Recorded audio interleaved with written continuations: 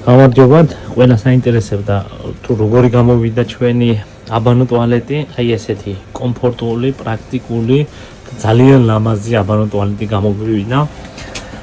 ესეთი პანელები გვაქვს, პანელი გვაქვს, კუთხეებში შავი გერმეტიკით გვაქვს ჩაწეპილი, რომ წყალი არ გავიდეს გარეთ და არ დაზიანდეს ჩვენი ფანერი და არა მარტო ფანერი, შიგნით თბოიზოლაციაც არ დაზიანდეს, პლუს ამას ესეთი კომპლექტი ვიყიდე ტაობაოდან გამოვიწერე, რომელიც დაჯდა $1000-მდე, პლუს ამას ესეთი უნიტაზი არის, რომელსაც აქვს ჩამრეცხი კნოპკა, მაჩვენებელი, როცა გაივსება, წითლად გიჩვენებს, რომ სავსეა. ესეთი უნიტაზია, გვერდიდან აქვს გამხსნელი დამკეტი. პლუს ამას ის ჩამრეცხი კნოპკა ვნახეთ, არის ესეთი პადონი, რომელსაც აქვს ორი გამსვლელი, აქედან გადის წყალი, როცა ვანაობ. ეს ჩვეულებრივად მესამე გამსვლელი აქედან არის და რას დავამატებდი?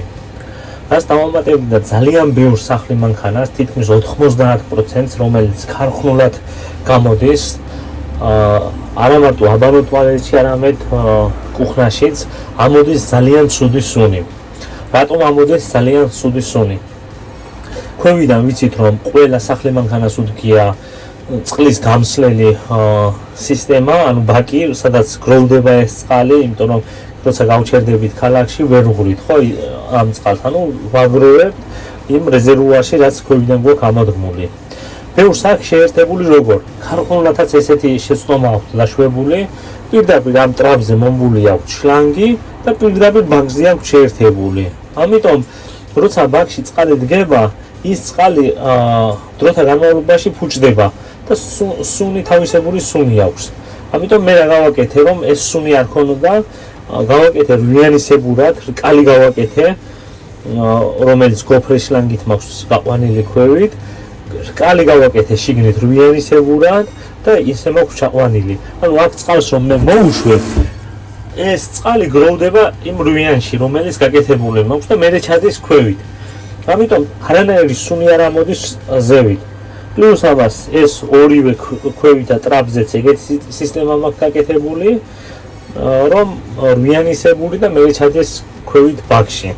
ახლა გაჩვენებთ თუ უკან ამ ტუალეტს რაში გროვდება ეს სისტემა. აი ესეთი